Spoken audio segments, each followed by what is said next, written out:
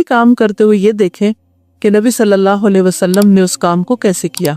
फिर नमाजी की बात करूंगी कि आपने फरमाया सल्लू कमा रअयतुमूनी उसल्ली, नमाज इस तरह पढ़ो कि जैसे मैं नमाज पढ़ता हूँ। अगर हमारी नमाज आपके तरीके पर नहीं तो वो कबूल ही नहीं। इसी तरह हज, उम्रा, इन तमाम इबादत में भी हमें आपके तरीके को फॉलो करना होगा, क्योंकि आपने खुद फरमाया खुदू अन्नी मनासिककुम, मुझसे अपने मनासिक हज ले लो, सीख लो। अल्लाह की किताब कुरान मजीद आपके क़ल्ब मुबारक पर नाजिल हुई और आपके जरिए हम तक पहुंची, और फिर सिर्फ आपने उसके अल्फाज हम तक नहीं पहुंचाया बल्कि उसकी तफसीर भी आपने खुद फरमाई।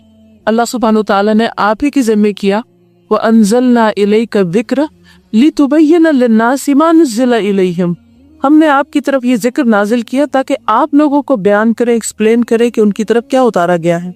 गोया आप सिर्फ मुबल्लिग़ कुरान ही नहीं बल्कि चलता फिरता कुरान है। आपने सिर्फ अल्फाज से नहीं तफसीर की, जैसे आजकल आम मुफस्सिरों का अंदाज क्या होता है कि वो आते हैं क्लासरूम में, पढ़ा के चले जाते हैं, बात खत्म, और बाज लोगों ने तो उस्ताद को देखा भी नहीं होता। लेकिन नबी सल्लल्लाहु अलैहि वसल्लम ने इस किस्म की तफसीर नहीं की थी। आपने लोगों को तालीम भी दी, व युअल्लिमुहुमुल किताब वल हिकमा, और उसके साथ साथ आप लोगों के बीच में रहे और एक अमली नमूना उनको बन के दिखाया। हजरत आयशा रज़ियल्लाहु ताला अन्हा से आपके बारे में जब पूछा गया कि आपका अखलाक कैसा था, तो फरमाया कान खुलुकुहुल कुरान, आपका अखलाक कुरान था, यानी चलता फिरता कुरान। तो गोया आपने कुरान की कौली या लफ्जी तफसीर भी की और अमली तफसीर भी की, अमल करके दिखाया, अमली नमूना बताया कि करना क्या है, कैसे करना है। सिर्फ इबादत ही नहीं, जिंदगी गुजारने की जितनी भी जरूरतें, हाँ वो अज़वाजी मामलात हो, शादी ब्याह का मामला हो, चाहे वो बिजनेस का मामला हो, चाहे वो मेहनत मजदूरी का मामला हो, चाहे वो आम इंसानों के साथ, दोस्तों के साथ, दुश्मनों के साथ ताल्लुक का मामला हो, जिंदगी का कोई पहलू ऐसा नहीं कि जिसके बारे में आपने तालीम न दी हो या हमारी रहनुमाई न की हो या उसके लिए प्रैक्टिकल एग्जाम्पल सेट न की हो कि किस मौके पर हमें क्या करना चाहिए। खाने पीने के आदाब से लेकर वॉशरूम जाने और सोने, इन सब चीजों के बारे में भी डिटेल तरीके हमें सिखाए, जिंदगी गुजारने के आदाब सिखाए। इसलिए मैं समझती हूँ कि आपकी याद के लिए और आपका हक अदा करने के लिए साल में कोई एक महीना मखसूस कर लेना या फिर कोई एक दिन मखसूस कर लेना, ये आपके साथ बड़ी जाती की बात है। मुसलमानों की तो जिम्मेदारी ये बनती है कि वो रोजाना आपको जिक्र किया करें और सबसे ज्यादा आपकी जिंदगी के तरीकों पर अमल करके आपसे अपनी मोहब्बत का सबूत दें। इसलिए आमतौर पर हमारे यहाँ साल के एक महीने में रबीउल अव्वल में, और उसमें भी एक खास तारीख को बहुत ज्यादा एक जोश खरोश पाया जाता है, और उसके बाद फिर वापस हम अपनी अपनी जिंदगी में लौट जाते हैं।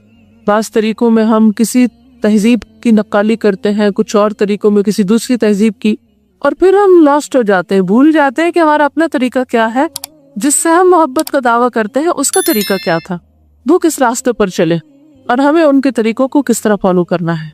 ये सब चीजें हमसे इस बात का तकाजा करते हैं कि हम अपने नबी को जाने, उनके तौर तरीकों को जाने, उनकी इबादत के तरीकों को जाने, उनके मामलात को जाने, उनके रोजमर्रा के मामूलात को जाने, उनके अखलाक को जाने और उनके तर्ज जिंदगी को जाने। और फिर जो मिशन आप लेकर आए थे, जो अल्लाह सुब्हानहू तआला ने आपके जरिए दीन की तकमील की थी और उसके मुताबिक आपको रहती दुनिया तक के लिए नबी बनाकर भेजा, उमा अरसलनाका इल्ला काफ़तन लिन्नासि बशीरा व नज़ीरा, तमाम इंसानियत के लिए आपको बशीर व नज़ीर बनाकर भेजा। तो हम सब का ये फर्ज बनता है कि हम आपके पैगाम को, आपके मिशन को, आपके मैसेज को पूरी दुनिया तक आम करें, जब जाकर आपसे मोहब्बत और अकीदत का हक अदा हो सकता है। और उसके लिए हमें आपके साथ रहना होगा, नबी सल्लल्लाहु अलैहि वसल्लम के साथ रहना सीखिए। सिर्फ एक महीना नहीं, एक दिन नहीं, जिंदगी का हर दिन आपके साथ रहिए।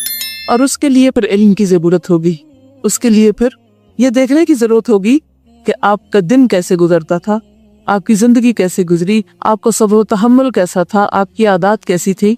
सिर्फ एक हदीस कुदसी की रोशनी में छोटी सी एक झलक आपके सामने रखूंगी। सही बुखारी की एक रिवायत है जो नबी सल्लल्लाहु अलैहि वसल्लम के अखलाक करीमा के लिए एक बहुत खूबसूरत मंजर पेश करती है। मैंने जब कभी इस हदीस को पढ़ा और बारहा पढ़ा है, इस हदीस ने अजब ही दिल पे असर किया है।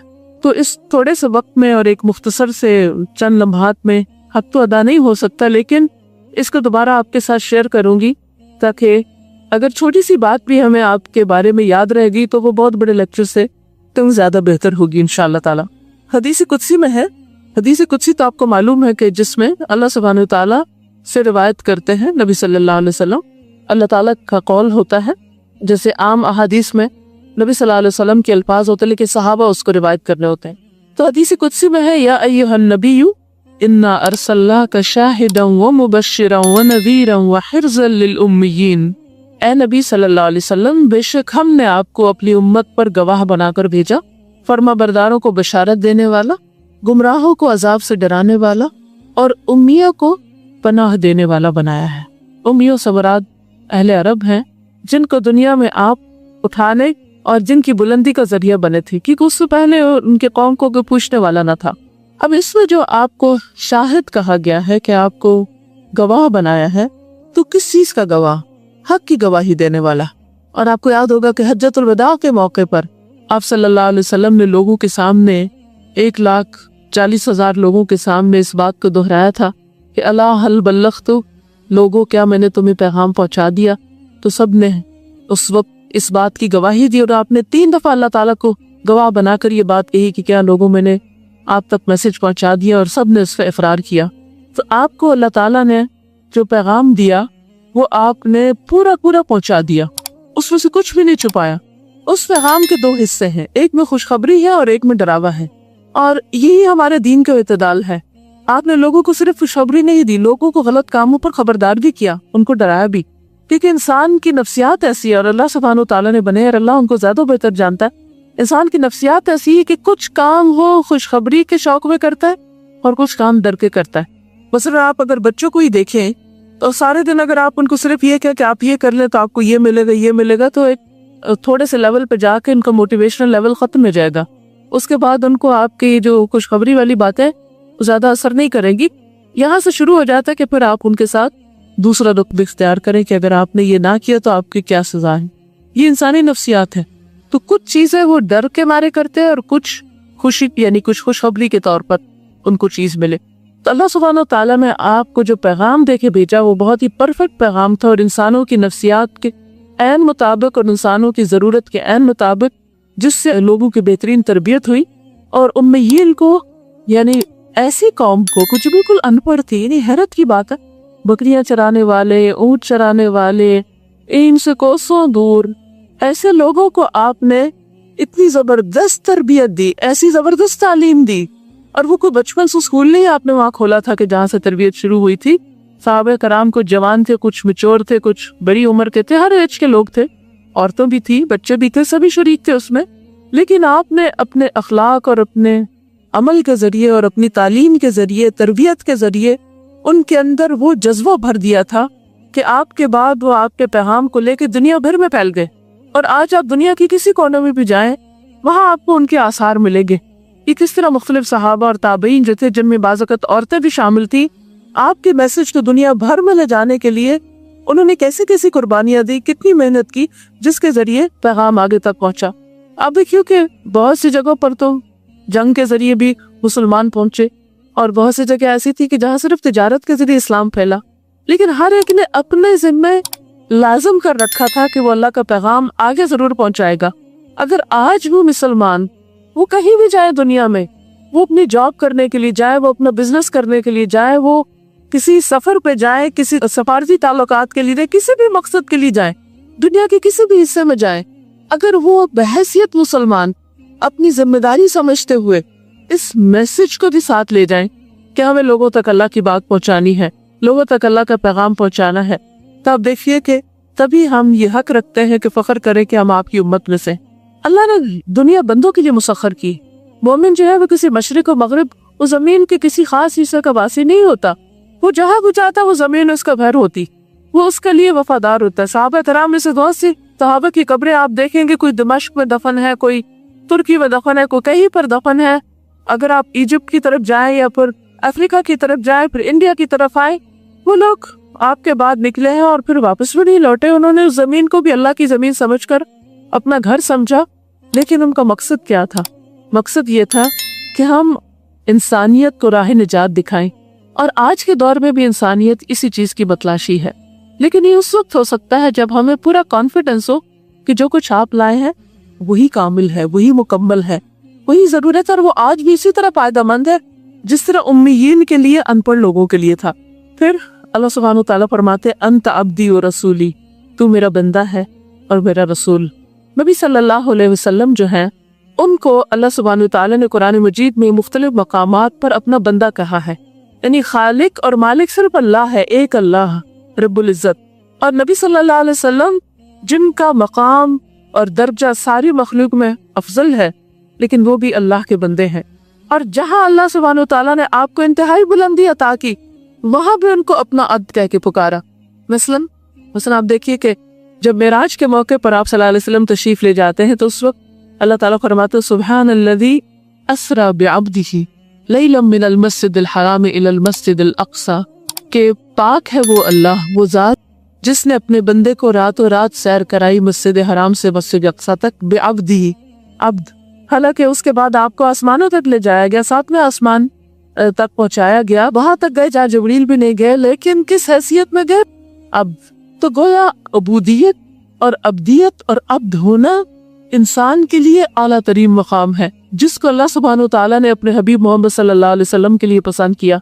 इसीलिए जब हम कलमा शहादत पढ़ते हैं तो क्या कहते हैं? अशहदु अल्ला इलाहा इल्लल्लाह व अशहदु अन्ना मुहम्मदन अब्दुहु व रसूलुहु, कि मैं गवाही देता हूँ कि अल्लाह के सिवा कोई माबूद नहीं, और ये कि मोहम्मद सल्लल्लाहु अलैहि वसल्लम अल्लाह की अब्द हैं और उसके रसूल हैं। तो अब्द होना जो है ये सादत है बंदे की, अंत अब्दी व रसूली। इसी तरह और जगहों पर भी कुरान मजीद में जिक्र आता है जहाँ आपके आला तरीन कामों का वहीं आपके अब्द होने का जिक्र है। फरमाया सन्नैतुकल मुतवक्किल, मैंने आपका नाम मुतवक्किल रख दिया। यानी आपके नाम हैं, आपके बहुत से नाम हैं जिनमें से एक नाम अल मुतवक्किल है, तवक्कुल करने वाला। अब देखिए कि नबी सल्लल्लाहु अलैहि वसल्लम को अल्लाह ताला ने कैसी बुलंदी अता की और अपना खलील बनाया।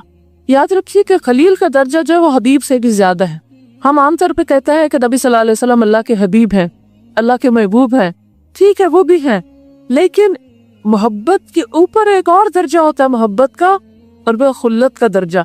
जैसे इब्राहीम अलैहिस्सलाम को अल्लाह सुब्हानहू व तआला ने खलील अल्लाह का लक़ब दिया, वत्तख़ज़ल्लाहु इब्राहीम खलीला। तो हदीस में आता है कि अल्लाह ताला ने मुझे भी अपना खलील बनाया है। खलील वो होता है कि जिसके लिए ऐसी मोहब्बत दिल में कि उसके सिवा बाकी सब की मोहब्बत दिल से निकल जाए, यानी मोहब्बत का आला तरीन मकाम। तो अल्लाह सुब्हानहू व तआला ने नबी सल्लल्लाहु अलैहि वसल्लम को जो मकाम दिया है वो मोहब्बत का आला तरीन मकाम है। आप भी अल्लाह सुब्हानहू व तआला से सबसे ज्यादा मोहब्बत करते थे और अल्लाह सुब्हानहू व तआला ने भी आपको जबरदस्त खिताबात से नवाजा, और आपको शफाअत कुबरा नसीब होगी, आपको तरह तरह के इख्तियारात दिए गए। लेकिन इसके बावजूद आप हर मामले में अल्लाह पर तवक्कुल करने वाले, अल्लाह पर भरोसा करने वाले थे, अपने मामलात को अल्लाह के हवाले करने वाले थे। इससे क्या बात पता चलती है कि हमारे अंदर भी कौन सी सिफत होनी चाहिए? तवक्कुल करने की। हालात कितनी भी मुश्किल हो, कितनी भी तारीख हो, कैसी भी मुश्किलात हो, लेकिन तवक्कुल एक ऐसी कैफियत का नाम है कि जिसके बाद इंसान के अंदर से हर तरह का खौफ और परेशानी, दुख, दर्द, तकलीफें सब चली जाती हैं, क्योंकि वो अपने सारे मामलात अल्लाह के सुपुर्द कर देता है। और जितना बड़ा कोई काम करना चाहता है उतने ही बड़े दर्जे का उसको तवक्कुल करना चाहिए, अपनी रोजी के मामले में, अपनी हिफाजत के मामले में, अपनी सेहत के मामले में, अपने कामों की कामयाबी के मामले में, हर चीज के मामले में। क्योंकि जब तक तवक्कुल नहीं होता उस वक्त तक कुछ किया नहीं जा सकता।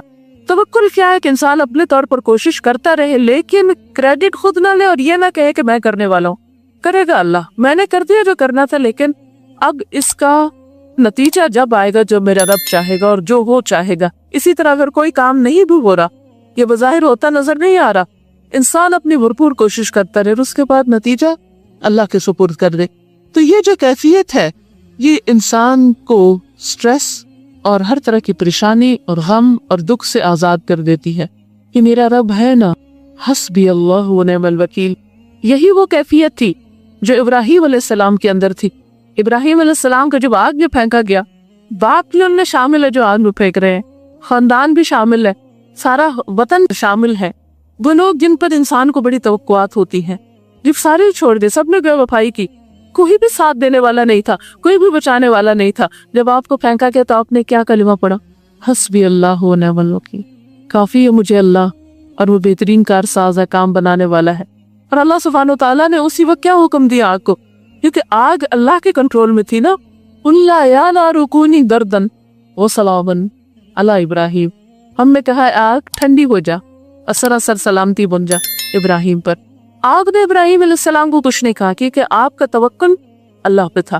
اور اس میں ہم سب کے لیے ایک بہت بڑا سبق ہے، جب حالات مشکل ہو، جب کوئی کام نہ ہو، یا کوئی بھی آپ بڑا کام کرنا چاہیں، یا کوئی بھی آپ کے دل میں آرزو ہو کسی نیکی کے کام کی، کسی دنیا کے کام کی، کوئی تمنا ہو، کوئی تڑپ بس میں ہو، تب بھی اپنے طور پہ کوشش کر کے اس کے بعد کہ حسبی اللہ و نعم الوکیل۔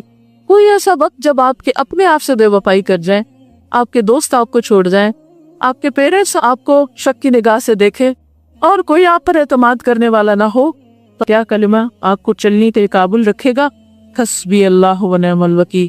اور یہ وہ کیفیت ہوتی ہے جو حقیقی معنی میں انسان کے دل کے اندر ٹھنڈک پیدا کر دیتی ہے۔ جب سارے ہی آپ کو مس انڈرسٹینڈ کرتے ہیں، یہ بلیم کرتے ہیں یا آپ کو غلط سمجھتے ہیں، تو اس وقت آپ کیا کہیں؟ حسبی اللہ و نعم الوکیل۔ نبی صلی اللہ علیہ وسلم پر بھی بڑے بڑے مشکل وقت آئے، جب آپ کے سارے قبیلے نے آپ کو چھوڑ دیا، جب آپ کے چچا کا انتقال ہوا تو کوئی آپ کو پناہ دینے والا نہ رہا مکہ کے اندر، لیکن کس طرح اللہ سبحانہ وتعالیٰ نے سنبھالا، اور کس طرح جب اپنے اور پرائے سارے ہی غیر ہو گئے ایک طرح سے، تو اس وقت اللہ سبحانہ وتعالیٰ نے کس طرح آپ کے مشن کو تقویت دی، اور ہجرت کا حکم آیا، اور مدینہ میں جا کر اسلامی ریاست کی بنیاد جو تھی وہ مضبوط ہوئی۔ تو یہ نام آپ کو اللہ سبحانہ وتعالیٰ نے دیا تھا، المتوکل، لیس بفظ ولا غلیظ، نہ آپ درشت خو ہیں اور نہ سخت دل ہیں، یعنی آپ سخت کلام نہیں ہیں۔ ایک دائی کی سب سے بڑی خصوصیت یہ ہوتی ہے کہ اس کے اوپر کچھ بھی گزرے لیکن وہ سخت کلام نہیں ہوتا، یعنی چیخ چلا کر نہیں بولتا، یا ایسے الفاظ استعمال نہیں کرتا جو دوسرے کے لیے تکلیف کا باعث ہو۔ ولا غلیظاً، اور سنگ دل نہیں تھے، نرم دل تھے۔ یہ بھی ایک بہت بڑی خوبی ہے کہ دوسرے کی تکلیف کو محسوس کرنا، اور دشمن کے لیے بھی دل میں ہمدردی رکھنا، یعنی کہ بہت عجیب صفت۔ یعنی دنیا کے بڑے بڑے لوگوں کے حالات پڑھتے ہیں، لیکن ایسی کائنڈنس کہ آپ دوسروں کا درد، حتیٰ کہ پرندوں اور جانوروں، ان کا بھی درد محسوس کریں اور ان کے لیے بھی آپ رحمت اور شفقت کا باعث ہو، کیونکہ اللہ سبحانہ وتعالیٰ نے آپ کو دنیا والوں کے لیے، تمام جہان والوں کے لیے، ہر طرح کے زیرو اور غیر زیرو سب کے لیے رحمت بنا کر بھیجا تھا۔ وما ارسلناک الا رحمۃ للعالمین۔ آج آپ دیکھیں کہ کائنڈنس کے اوپر طرح طرح کی باتیں کی جاتی ہیں، اور طرح طرح کے فلسفے اور لوگوں کی مثالیں دی جاتی ہیں، لیکن نرمی، نرم مزاجی اور اچھے اخلاق اور نرم دلی کے اندر آپ کا کوئی بھی مثال نہیں۔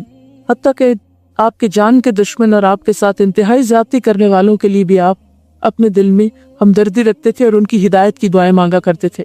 ایک اور صفت جو آپ کی بیان کی گئی، ولا صخاب فی الاسواق، اور نہ بازاروں میں شور و شغب کرنے والے، انتہائی بہترین اخلاقی صفت ہے۔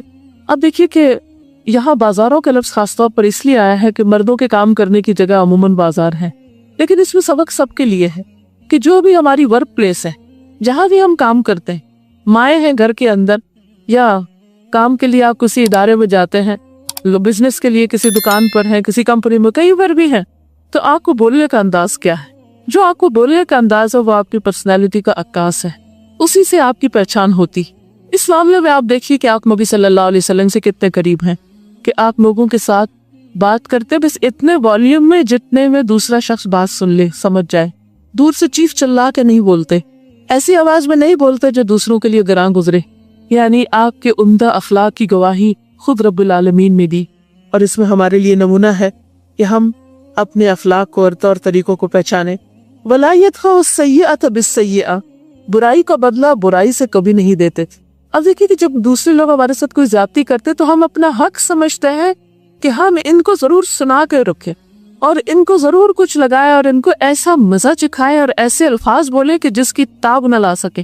یعنی الفاظ پھر کیا بن جاتے ہیں؟ پتھر بن جاتے ہیں جس سے ہم دوسروں کا سر پھوڑنا چاہتے ہیں۔ لیکن نبی صلی اللہ علیہ وسلم برائی کو برائی سے نہیں، اچھائی سے بدلتے تھے، اور یہی وجہ ہے کہ جب بعض اوقات کسی نے کوئی سخت لفظ استعمال کیا تو آپ نے اس کو नरम से बदल दिया। अगर किसी का नाम ऐसा था जो पसंदीदा नहीं था तो आपने उसको साद को सहल कर दिया। तंग रास्ते का नाम जो था वो आसान रास्ता रख दिया। तो हर मौके पर मनफी को मुस्बत में बदला, नेगेटिव को पॉजिटिव में बदला। और यही वजह है कि ऐसे लोग दुनिया में कामयाब होते हैं कि जो मुस्बत, अपने इर्द गिर्द मुस्बत फिजा को जन्म देते हैं, अपने माहौल को मुस्बत रखते हैं। मुस्बत फिजा कहाँ से कैसे कायम हो सकती है? उस वक्त जब हमारे अंदर से दूसरों के लिए बदगुमानियां निकल जाए। अब देखिए कि जितनी भी ताल्लुकात की खराबी होती है अमूमन इसके पीछे बदगुमानी होती। जब हमारा किसी के बारे में गुमान अच्छा नहीं होता तो उसकी सीधी बात भी हमें उल्टी लगती। हम उसके पीछे भी सोचते हाँ इसका ये मकसद होगा, ये नियत होगी, ये गरज होगी, और फिर शैतान फौरन आता है और कहीं ना कहीं वो चीज कनेक्ट कर देता है। कुरान मजीद में अल्लाह सुब्हानहू तआला फरमाते हैं या अय्युहल्लज़ीना आमनू इज्तनिबू कसीरम मिनज़्ज़न्न इन्न बअदज़्ज़न्नि इस्म। ऐ लोगों जो ईमान लाए हो, बहुत ज्यादा गुमान करने से बचो, क्योंकि बहुत से गुमान गुनाह होते हैं। यानी किसी के बारे में मनफी बातें ना सोचो, किसी के बारे में बुरा ना सोचो। कौन है जिससे गलती ना हो? कौन है जो परफेक्ट हो? कौन है जो कामिल हो? कोई भी नहीं। हम सब गलतियां करते हैं, और जब कोई गलती करे और उसके बाद सॉरी कर ले तो फिर हमारा फर्ज बनता है कि हम उसको माफ कर दें। और माफ करने का मतलब क्या? वाह को बस में हो, माफ करो और दिल से निकाल दो, उसके बाद धो डालो। और अगर दोबारा उससे कोई ऐसी गलती हो तो उसको पिछली गलती से जाके कनेक्ट ना करो कि फिर एक और फ्यूल भर जाए उसमें। इससे हम खुद भी तकलीफ उठाते हैं और दूसरे भी तकलीफ उठाते हैं। तो इसलिए बहुत जरूरी है कि हम ऐसे तमाम मामलात में नबी सल्लल्लाहु अलैहि वसल्लम के इस तरीके पर अमल करें, वला यदफउ सय्यअत बिस्सय्यअ, क्या आप बुराई का जवाब बुराई से नहीं देते थे, वला कि यअफु यग़फिर, लेकिन माफ कर देते थे और दरगुजर करते थे। जैसे कुरान मजीद में आता है ना, इदफा बिल्लती हिय अहसन फ़इज़ल्लज़ी बैनक व बैनहु अदावतुन कअन्नहु वलिय्युन हमीम, कि उस तरीके से बुराई को दूर करो जो सबसे बेहतरीन हो। इदफा बिल्लती हिय अहसन, नतीजा क्या होगा कि जो तुम्हारा दुश्मन है वो भी दोस्त बन जाएगा। आज हमारा हाल क्या है कि दोस्तों को भी दुश्मन बना लेते हैं। आप देखिए कि तलाक का रेट कितना ज्यादा बढ़ गया। इधर शादी होती है, इधर ख्वाब आता कि अल्लाह करे कि बन जाए, नुब जाए, और उससे पहले ही ऐसे प्रिकॉशंस दिए जा रहे थे कि अगर तलाक होगी तो क्या क्या करना होगा, कहाँ से हम अपने आप को बचा सकते हैं। यानी कि अब यूँ लगता है किसी शादी करने के साथ ही एक धड़का माँ बाप को लग जाता है और खुद कपल को भी, कि पता नहीं बनती है या नहीं। अब आमतौर पर चला क्या है कि बस शुरू में ही देख लो, देखभाल कर लो, अभी कुछ नहीं बिगड़ा, अभी से ही फैसला कर लो। और शुरू का साल तो आपको पता है कि टीडिंग पीरियड होता है। दो मुख्तलिफ इलाकों में, खानदानों में, आदात में रहने वाले अगर इकट्ठे हो रहे होते हैं तो उनकी एडजस्टमेंट का एक टाइम होता है। अब देखो होगा, अगर आप मसलन नए दांत मुंह में लगवाते हैं या इसी तरह कोई नया कपड़ा पहनते हैं, इवन नया जूता खरीदते हैं, तो क्या उसकी पेन नहीं थी, उसके एडजस्टमेंट में टाइम लगता है। हालांकि आपने टेस्ट एंड ट्राई करके जूता खरीदा होता है, दुकान में चले फिरे भी होते हैं, लेकिन वही जूता घर आते जब आप चलने लगते तो पिंच करने लगते तो क्या आप उठा फेंकेंगे? कितने उठा फेंकेंगे? तो बीवी जूती की तरह थोड़ी है कि आप उसे बदल डालें, ऐसे ही उठा के बाहर निकाल दे कि जी इससे पिंचिंग हो रही है, मुझे मेरे आराम और सुकून में खलल हो गया। इसी तरह आप हजारों डॉलर दे के आप अपने दांत लगवाते हैं, नए क्राउनिंग कराते हैं, ये खाब ब्रिज बनवाते हैं, आपको कुछ दिन लगते हैं कि आप चबा सकते हैं कुछ, तो अगर नहीं तो आप जाए दोबारा आप डेंटिस्ट का तो निकाल दो, मुझे तो चैन नहीं आ रहा है, मुझे तो मजा नहीं आ रहा है इन दांतों से। नहीं, आपको थोड़ा सा सब्र करना पड़ेगा, हत्ता कि आपको कुछ अरसे बाद ऐसा लगेगा कि ये पैदाइशी दांत है आपकी, आप आदी हो जाएंगे। तो इसी तरह ताल्लुकात में भी, रिलेशनशिप्स में भी, किसी भी इंसान के साथ जब आपको रिलेशनशिप होता है तो उसमें मुश्किल वक्त जरूर आता है। छोटा बच्चा आपका पैदा होता है, आप खुद ही जन्म देते हैं, उसको तकलीफें उठा के मोहब्बत से आप इसको जन्म देते हैं, और उसके बाद बाज माओ को मैंने देखा कि छोटे बच्चों को पटखा रही होती है, मार रही होती है, छोटे छोटे बच्चों के हाथ मरोड़ रही होती है, कान नोच रही होती है, बाल खींच रही होती है। हालांकि मासूम बच्चों को पता ही नहीं है कि उनकी गलती क्या है, उन्हें तो अभी समझ नहीं आया अच्छे बुरे का, लेकिन वो अपनी फ्रस्ट्रेशन उन पर निकाल रही है क्योंकि उनको अभी अकल तमीज नहीं है। तो भी किसका कसूर है? फिर आप ही ने सिखानी थी, तो अपनी गलती की सजा खुद को दे, उनको तो ना दे मासूमों को। लेकिन ये है कि हमारे अंदर से वो हौसला और वो ज़र्फ खत्म हो गया है कि हम थोड़ी सी टेल लें और उस एडजस्टमेंट के पीरियड को बेहतर तरीके से गुजारें। और यह सिर्फ उसी वक्त हो सकता है जब हम सब्र, हौसले और बर्दाश्त से काम लेके दूसरे के बारे में हुस्न ज़न रखें, दूसरों के ऐदों के पीछे ना पड़े। और वो हदीस हमेशा याद रखे कि जो शख्स किसी के ऐब के पीछे पड़ता है, अल्लाह ताला उसको उसके घर में रुसवा कर देता है। पर ऐसा नहीं हो सकता कि आपके ऐब के को पीछे न पड़े। आप किसी को غلط کہتے ہیں تو کوئی آپ کو غلط ثابت کرے گا، آپ کسی کو جھوٹا کہتے ہیں تو کل کو کوئی آپ کو جھوٹا الزام دے گا، حالانکہ آپ جھوٹے نہیں ہوگے۔ کسی کو آپ بری نگاہ سے دیکھتے تو کوئی آپ کو دیکھنے والا ہوگا۔ جب ہم کسی کی غیبت کر رہے ہوتے ہیں تو ہم یوں بھول جاتے ہیں کہ کوئی ہمارے بارے میں کیا سوچتا ہے۔ یعنی بعض اوقات ہم جسٹیفائی کر رہے تھے اپنے آپ کو کہ ہم جو فلاں کے بارے میں سوچ رکھتے ہیں یہ بالکل ٹھیک ہے، اور فلاں تو ایسا ہے۔ یعنی کئی خرابیاں اس کو ڈھونڈ کے ہم نے اپنے آپ کو جسٹیفائی کیا ہوتا ہے، لیکن یہ بھول جاتا ہے کہ اس سے بھی ذرا جا کے پوچھئے دوسرے فریق سے وہ ہمارے بارے میں کیا سوچتے ہیں۔ عام طور پہ ایسا ہوتا ہے جب میاں بیوی میں تھوڑی سی بھی جب کلش ہوتی ہے تو میاں کے پاس بھی ایک لمبی لسٹ ہوتی ہے شکایتوں کی، بیوی کے پاس بھی ہوتی ہے۔ آپ ایک کی بات سنیں تو وہ اپنی لسٹ دہرا دے گا، دوسرے کی سنیں تو وہ اپنی لسٹ دکھائے گا۔ کوئی بھی یہ جاننے کو تیار نہیں ہوتا کہ وہ دوسرے کے نظر میں کیا اہمیت رکھتا ہے۔ وہ یہ دیکھتا ہے کہ میں خود کیا ہوں اور دوسرا میری نگاہ میں کیا ہے، اور یہ طریقہ کار غلط ہوتا ہے۔ اس لیے بہت ضروری ہے کہ ہم دوسروں کو مارجن دیں، یعفو و یغفر، معاف کر دیں، درگزر کر دیں، جیسے کہ نبی صلی اللہ علیہ وسلم کی صفت تھی۔ پھر فرمایا وَلَا يَقْبِضُهُ اللَّهُ حَتَّى يُتِيمَ بِهِ الْمِلَّةَ الْأَوْجَاءَ، اللہ آپ کو اس وقت تک وفات نہ دے گا جب تک گمراہ قوم کو آپ کے ذریعے سیدھے رستوں پر نہ لے آئے۔ اور ایسا ہی ہوا، آپ کا مشن مکمل ہوا تو اللہ تعالیٰ نے آپ کو اٹھایا، یعنی عرب میں آپ کا بول بالا ہوا اور لوگ لا الہ الا اللہ محمد رسول اللہ پڑھ کر اسلام میں داخل ہو گئے۔ پھر فرمایا وَيَفْتَحْ بِهِ أَعْيُنًا عُمْيًا، اور آپ کو اس وقت تک وفات نہیں دے گا جب تک کافروں کی اندھی آنکھوں کو بینا نہ کر دے، یعنی ان کو حقیقت نظر نہ آنے لگے۔ اور اس سے مراد صرف اس دور کے لوگ نہیں، یعنی جہاں تک پیغام پہنچا، یعنی آپ کا مشن زندہ رہے گا۔ اور یعنی آپ کا پیغام ایسا تھا کہ جس سے لوگوں کی سوچ اور دیکھنے کا یہ نقطہ نظر جس کو کہتے ہیں وہ بدل گیا، غفلت سے ان کو نکال دیا۔ بینا آنکھ کیا ہے؟ وہ دیکھتی ہے، جو غور و فکر کرتی ہے۔ اور اندھی آنکھ کون سی ہوتی ہے؟ کہ جو حقیقت کو نہیں دیکھتی، جو حقیقت کی نظر سے نہیں دیکھتی، وہ چیزوں کو دیکھتی لیکن یہ نہیں جانتی کہ یہ پیدا کس نے کی اور ان کا مقصد کیا ہے، ان کا پرپس نہیں سمجھتی۔ یہ فرمایا وَآذَانًا صُمًّا وَقُلُوبًا غُلْفًا، اور بہرے کان اور پردے پڑے دلوں کو کھول نہ دے۔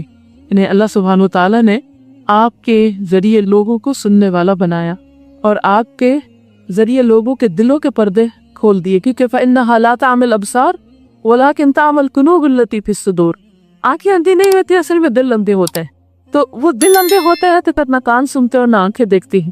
تو آپ نے دلوں کو جگایا، آپ دلوں کو جگانے والے تھے۔ آپ نے دلوں کے اندر خدا کی محبت اور خدا کا خوف پیدا کیا۔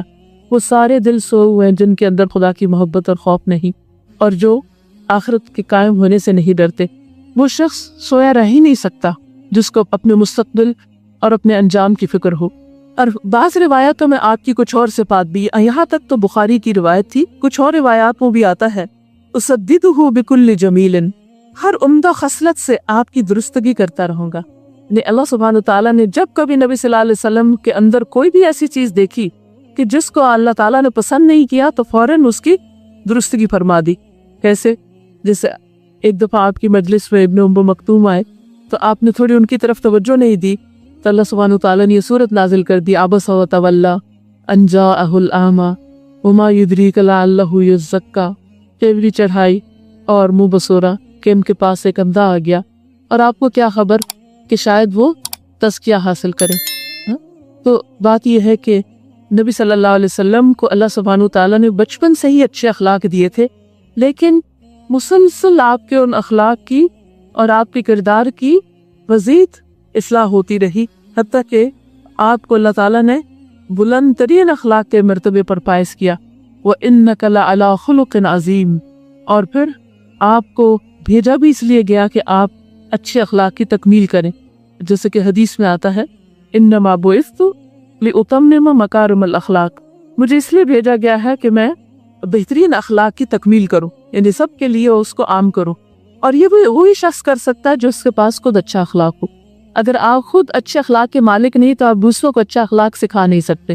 پھر مزید فرمایا وَأَهَبُ لَهُ كُلَّ خُلُقٍ كَرِيمٍ، اور ہر اچھی خصلت آپ کو عطا کرتا رہوں گا، یعنی کہیں بھی کوئی کمی نہیں چھوڑوں گا۔ وَأَجْعَلُ السَّكِينَةَ لِبَاسَهُ وَشِعَارَهُ، میں اطمینان کو آپ کا لباس اور شعار اور بدن سے چمٹے ہوئے کپڑوں کی طرح بنا دوں گا۔ یہ ایک بہت بڑی خوبی ہوتی ہے، سکینت اور وقار، مشکل ترین حالات میں انسان پرسکون رہے۔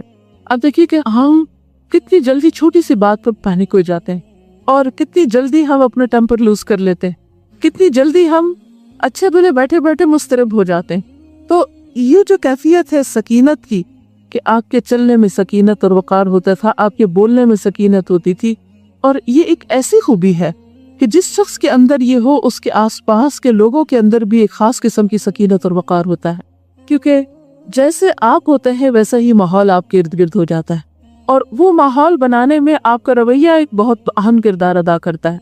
इसीलिए आप देखें कि जिन घरों के अंदर वालिदैन के अंदर बाहम हमांगी होती है और उनके अंदर एक बाहनी, एक मुरव्वत और अखलाक और एक सकीनत होती है, वो पूरे घर का एक माहौल जो होता है उसके अंदर एक सुकून पाया जाता है।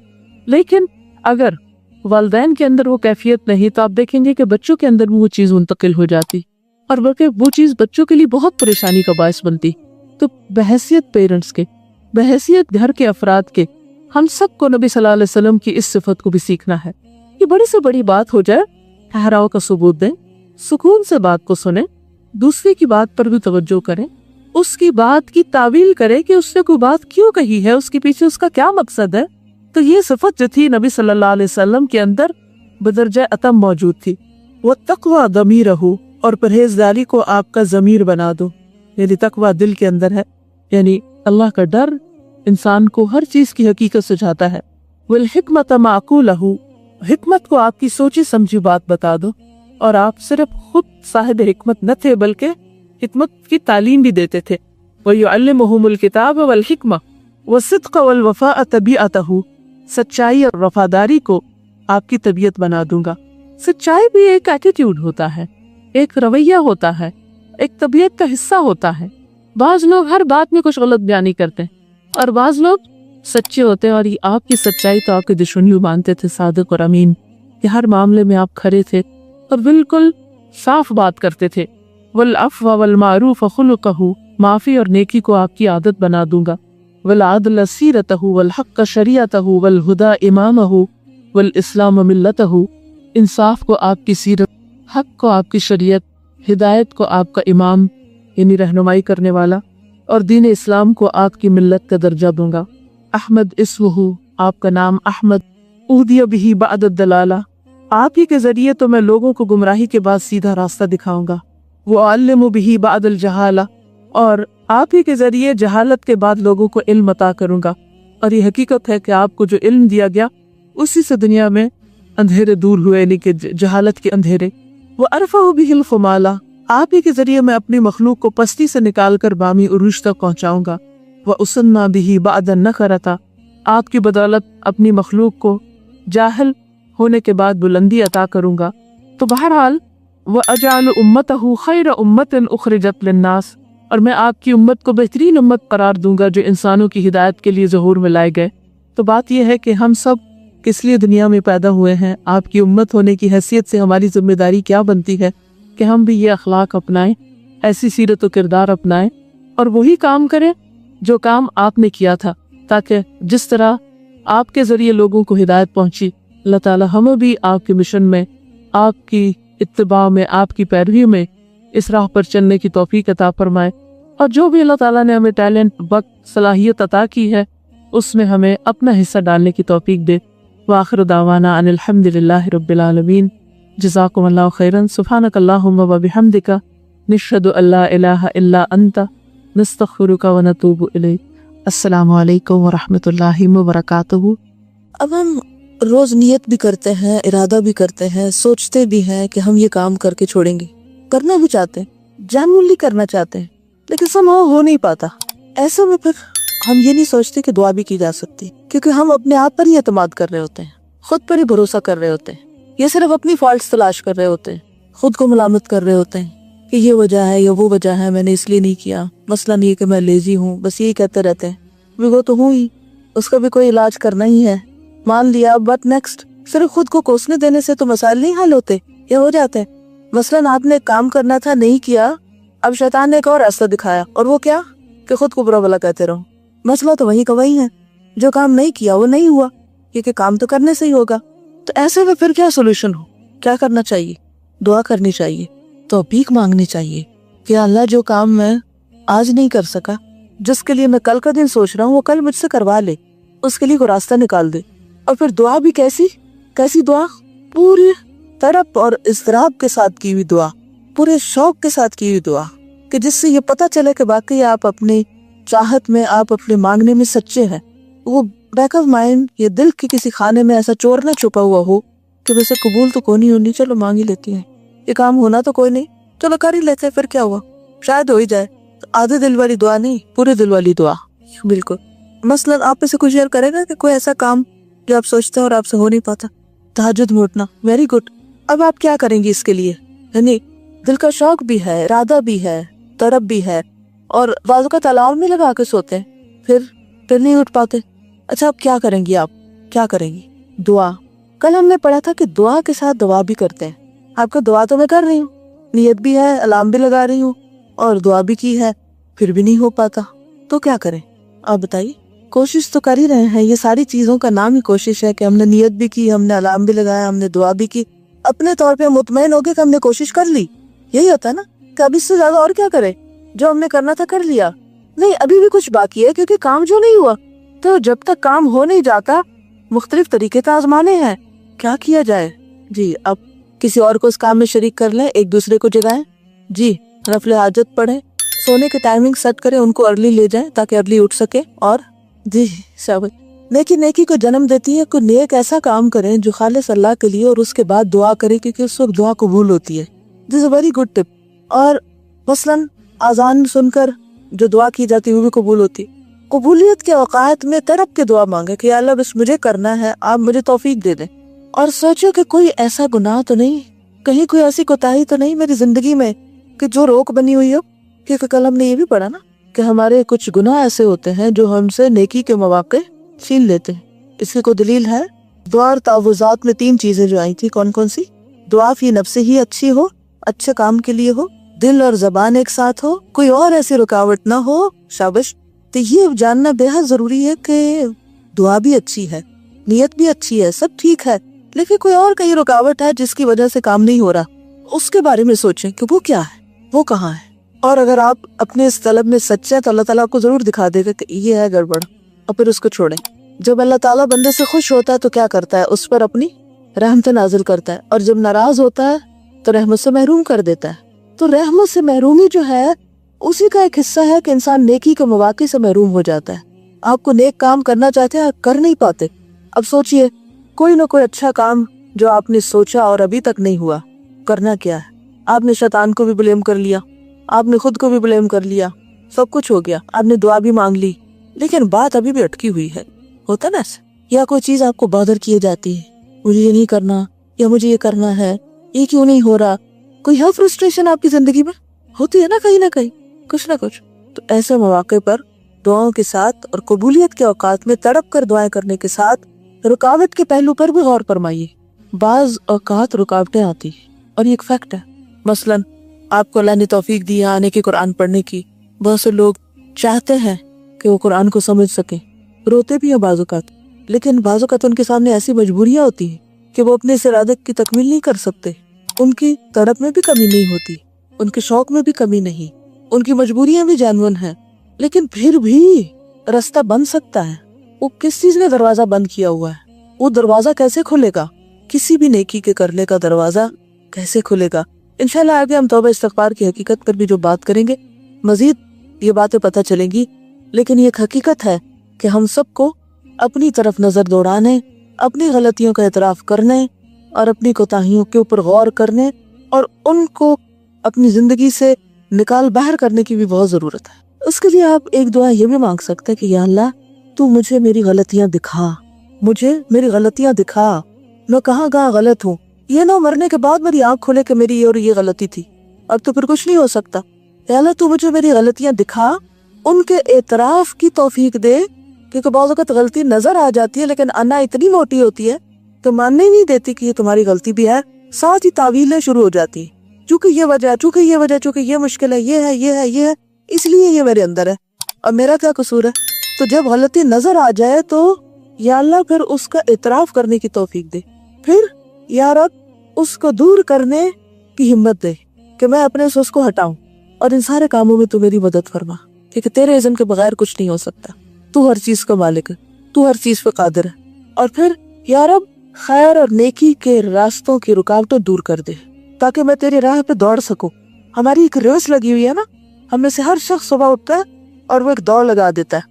اللہ تعالیٰ فرماتے ہیں فاستبقوا الخیرات، نیکیوں میں دوڑو، ففروا الی اللہ. لیکن وہ دوڑ کیوں سست ہو جاتی ہے، کیوں وہ کمزور ہونے لگتی ہے؟ وہ رکاوٹیں آ جاتی ہیں. جو ہم کرنا چاہتے ہیں، جو ہم نے اپنے لیے ٹارگٹ رکھا ہوتا ہے، وہاں تک ہم پہنچ نہیں پاتے. تو بیرونی اسباب کے ساتھ ساتھ اندرونی اسباب، ذاتی اسباب، اندر کے اسباب پر توجہ کیجیے. اور اس میں بھی ہماری کوئی طاقت نہیں کہ ہم دیکھ پائیں. اللہ ہی وہ نگاہ دے گا تو اپنے آپ نظر آنے لگیں گے. اور جب اپنے آپ نظر آنے لگے تو آنکھیں بند نہ کر لیجئے، کیونکہ جب آپ اللہ سے یہ دعا مانگتے ہیں نا تو پھر چیزیں نظر آنے لگتی ہیں.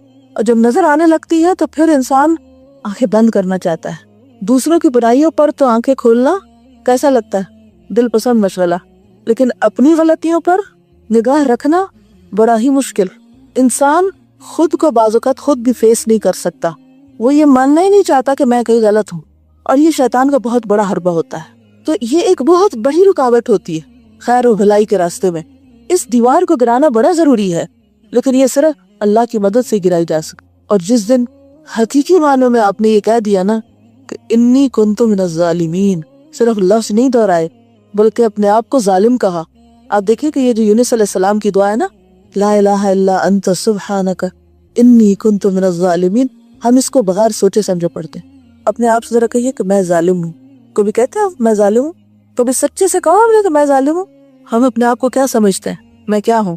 مجھ سے زیادہ تو کائنڈ ہارٹڈ کوئی ہے ہی نہیں، مجھ سے زیادہ تو لوگوں پہ مہربان کوئی ہے ہی نہیں، مجھ سے زیادہ تو کسی کے لیے کوئی سنسیئر اور خیر خواہ ہے ہی نہیں.